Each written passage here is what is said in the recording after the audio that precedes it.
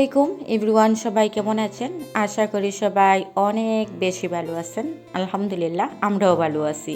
নতুন দিনে নতুন একটি ব্লগ নিয়ে চলে আসলাম। আশা করি আপনাদের অনেক বেশি ভালো লাগে। আজকের ব্লগটি সব দিনের চাইতে একটু আলাদা। এই তো আগামীকাল ঈদ চলে এসেছে, আর ঈদে অনেকেই দেখেছি পায়েস, লাচ্চা সেমাই সব কিছুই কিন্তু করছেন। আর আমরা কিন্তু যেভাবে ঈদ করি সেভাবেই আপনাদের সাথে শেয়ার করছি।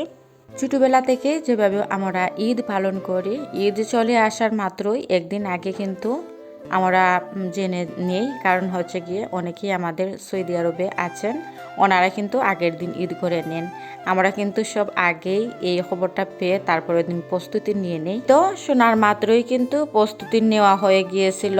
আমার মা কিন্তু অনেক দিন যাবৎ ধরে, মানে আমার কাছে কখনো ঈদ করা হয়নি।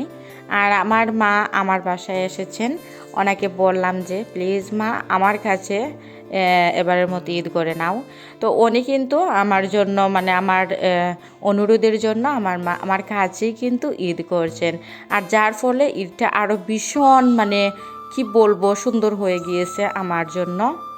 আমার বিয়ে হওয়ার পর আমার ঈদগুলো একদম ভালো যাচ্ছিল না, আর এবারের মতো কিন্তু ঈদ এতটাই ভালো যাচ্ছিল আমার। যাই হোক, শেয়ার করছি আপনাদের সাথে ঈদ উপলক্ষে কী করছি।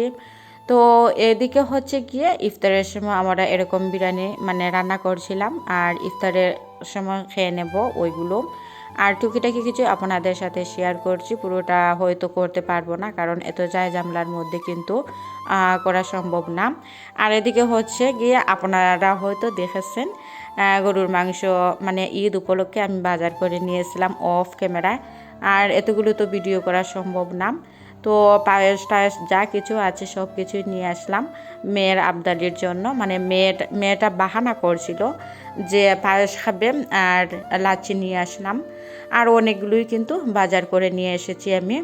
ঈদ উপলক্ষে অনেক দিন যাবৎ বাজার বন্ধ থাকবে, সেজন্য আগের দিন থেকেই কিন্তু বাজারটা করে নিলাম আমি।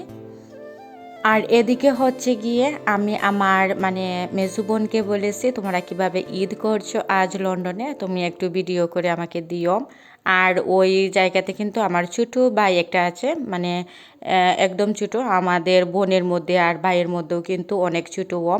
ও কিন্তু লন্ডনে থাকে। তো বোনের বাসায় গিয়েছিল বেড়াতে, আমি বলেছি একটি ভিডিও দিয়ে দিও, আমি শেয়ার করে নেব। এই তো ভিডিওগুলো আপনারা দেখতে থাকুন। আমার ভাই কথা বলেছিল। সব থেকে কষ্ট লেগেছিল আমার ভাই এই ঈদের সময় কিন্তু ও কাজ করছিল, ওর সাথে ভিডিও কলে কথা বলেছিলাম, তো ও বললো। যাই হোক, আপনারা শুনুন আমার ভাইয়ে কি বলে। ঈদ মুবারক। ঈদের উপলক্ষে মিজু আপুর বাসাতে সুন্দর একটি আয়োজন, এবং এটা আসলে বিশাল আয়োজন। কাজ শেষে এরকম আয়োজন তো ইজি না, তবু এত কষ্ট করা, সব কিছু সৌন্দর্যের একটা বিষয় আছে, ভালো লাগার একটা বিষয় আছে।